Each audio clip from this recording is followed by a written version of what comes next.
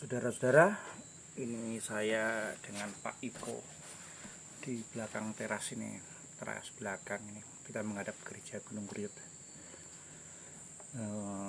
Sekarang ini tanggal 22 Iya, tanggal 22. Januari 2026. Tadi seharian ini saya disiapkan oleh Bu Ipro ini. Setelah saya mau kembali ke Banjarmasin, diberikan oleh namanya Lombok.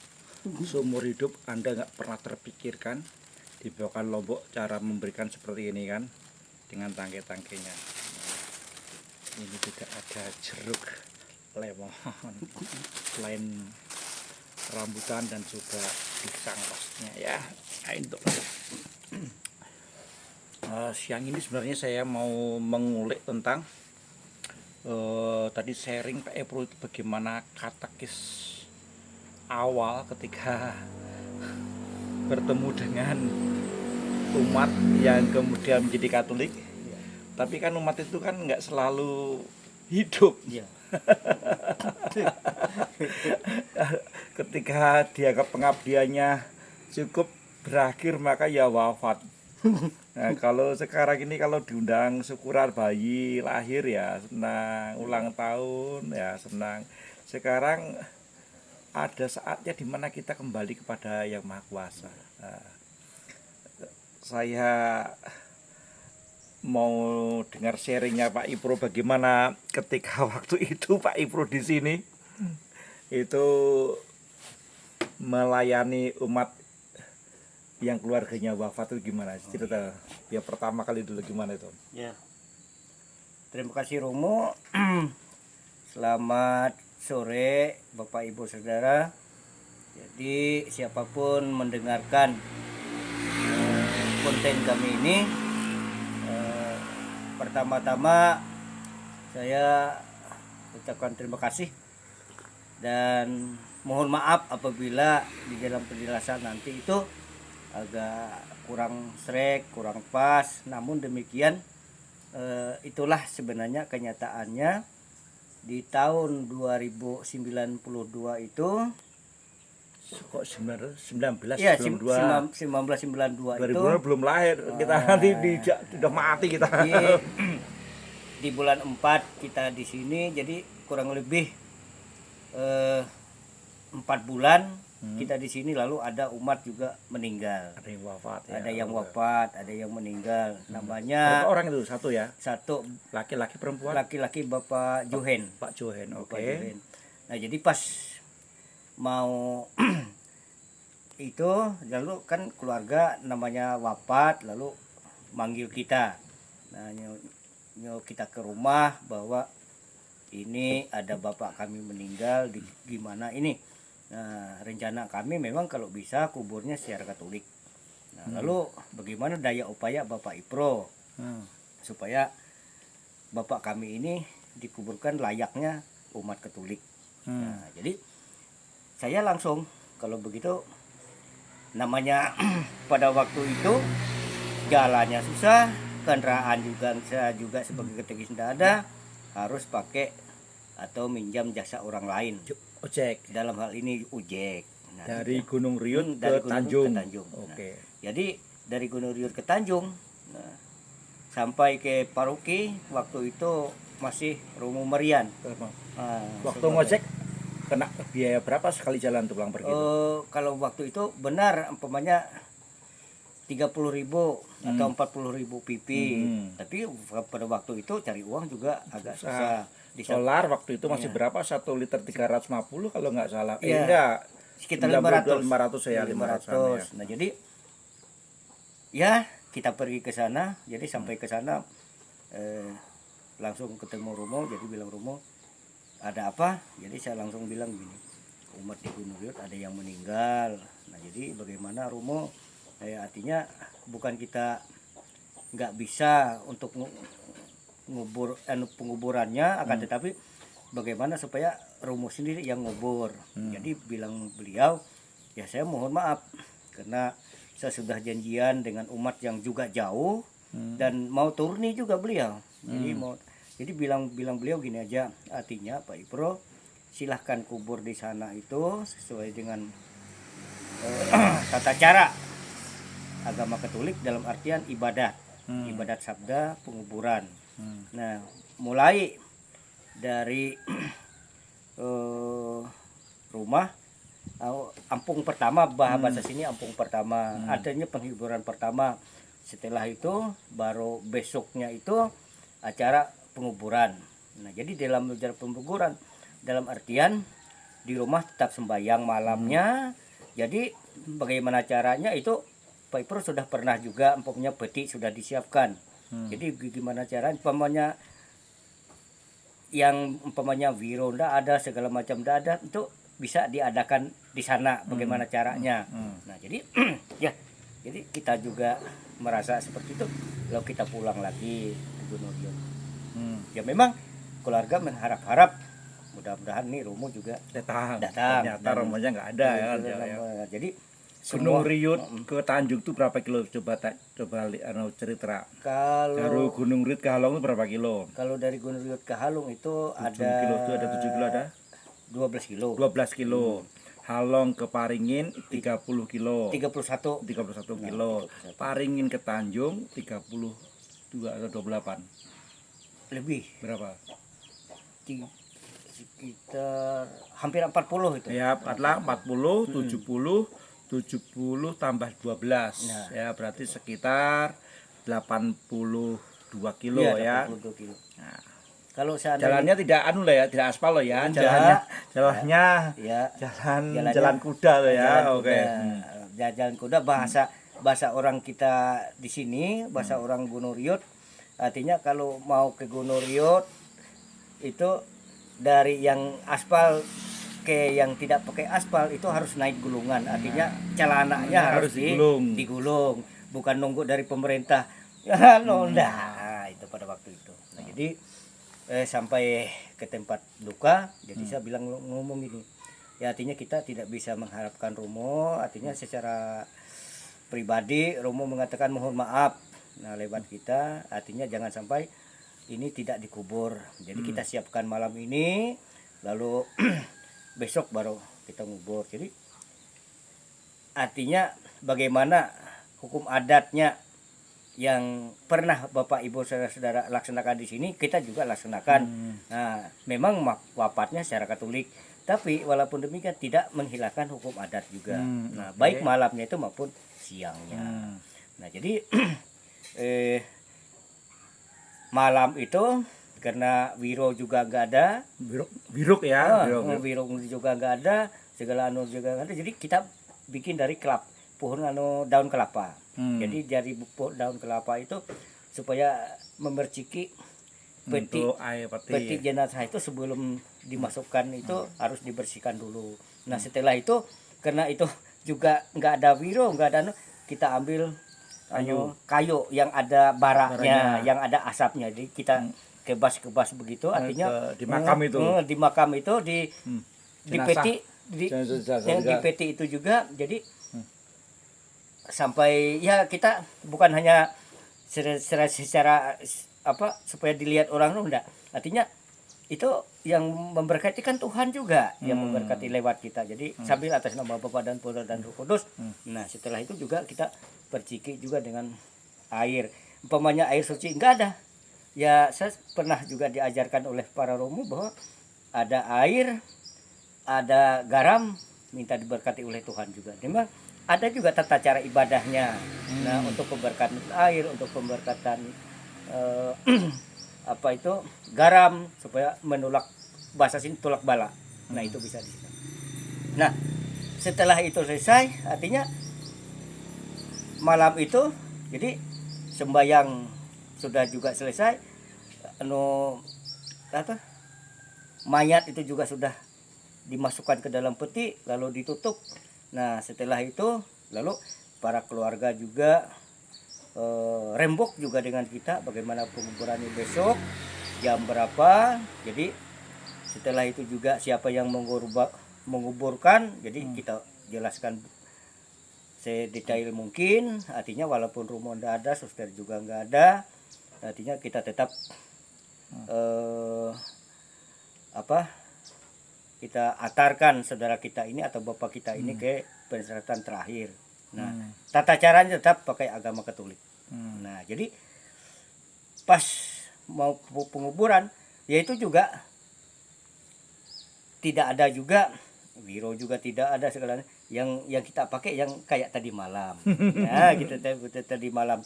Nah, jadi karena di kuburan itu kan dalam. Jadi kalau kita kan tetap bawa rosario. Jadi bawa rosario itu kalau kita langsung ini bisa nggak sampai. Jadi saya bilang dengan umat, ambil pang kalau tali yang anu ndak ada, jadi pakai pakai akar. Jadi umat ambil akar, jadi kita talii ujung rosario, lalu kita kasih ke anu peti nyata yang sudah dianu di dalam tanah. Nah, jadi itu kita anukan, dan juga dengan kayu yang ada bara, yang ada asap itu kita anu juga, kita bersihkan juga tempat itu, kita dupakan juga di tempat itu. Nah, jadi setelah itu ya tetap kita mengacu kepada di dalam tata cara ibadat, artinya memang kita ini dari debu dan tanah kembali ke debu dan tanah lagi. Nah, jadi penjelasannya kadang-kadang saya bilang buat begini supaya siapapun yang datang mendengar.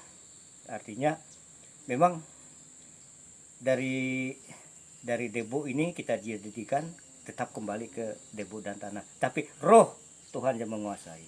Nah, itu setelah dimakamkan, ya. lalu setelah Pastor Marian ketemu lagi, bilang apa gimana? Nah, kemudian Ya, saya setelah Romo Marian ada kunjungan ke stasiun Gunung Riot, jadi langsung saya jelaskan dari awal sampai akhir sampai selama 3 malam berturut-turut kami sembahyang ampung. Namanya ibadat tarawih. Tirakatan, tirakatan yang ada di tempatnya Bapak Juhen itu. Ya, jadi bilang beliau, ya artinya saya secara pribadi banyak terima kasih atas pelayanan Pak Ipro dan juga keluarga mempercayai. Nah, jadi sekali lagi beliau mohon maaf, saya bilang dengan Romo ini sebenarnya ya Romo tidak salah, saya juga tidak salah, yang penting Bapak mereka tercinta, kita atarkan selayaknya agama Katolik. Nah, itu. Terus Bapak Pastor Marian tanya, kamu jenazahnya kamu makamkan nggak bangkit lagi tuh, bilang gitu. Ya memang sambil guyon-guyon. Jadi sebelum kami sembahyang, sebelum kami misa, jadi Romo Marian bilang, Pak Ipro, dari penguburan malam pertama sampai ke malam ketiga teriakatan, apa ada tanda-tanda? Adakah tanda-tanda kehidupan yang nanti timbul setelah dikuburkan? Ya, saya bilang begini, puji Tuhan Romo, sampai saat ini tidak ada tanda-tanda kehidupan yang secara badan dia timbul dan dia bangkit kembali. Semuanya habis tertawa. Saudara terkasih, ini memang saya mengulik ini karena pengalaman seperti ini mungkin dialami oleh banyak orang, dan tidak setiap orang itu menerima dengan lapang dada seperti tokoh umat waktu itu. Dia baru berapa bulan di sini, ada yang wafat, ada yang kemudian mau minta pelayanan pastor yang melayani. Saya sendiri sebagai imam yang tumbuh dalam sebuah paroki, hampir mungkin sesekali aja ketika saya tumbuh di daerah Mbasin, Kebenaran Klaten itu, paroki Klaten waktu itu, kalau ada yang wafat itu yang memakamkan dulu bukan namanya, nggak ada namanya prodiakon atau apa ya, yang makamkan ya tokoh umat yang waktu itu yang dipercaya, dari doa di rumah sampai di pemakaman. Dan hampir mungkin sekali saya melihat bahwa dilayani oleh oleh seorang imam, ada umat di mana gitu pernah ikut. Ya, kesini kan ada namanya prodiakon kah, ada namanya asisten imam kah, ya kemudian baru di daerah tertentu itu pemakaman di rumah itu dilayani oleh imam, ya karena romonya ada. Iya.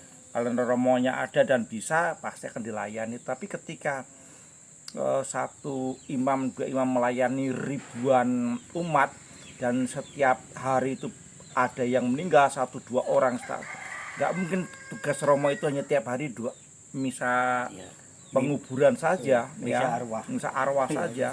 Apalagi ada yang misa arwah harus 3 hari penuh pas, 7 hari pas, 40 hari pas. Kalau nggak pas ngambek nggak ke gereja, ya kan?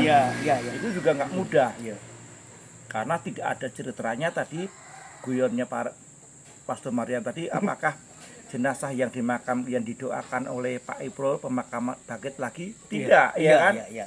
Tidak ada ceritanya arwah yang wafat yang tidak didoakan pas 3 hari, 7 hari, 40 hari, 100 hari itu akan bangkit teriak, aku belum doakan. Iya.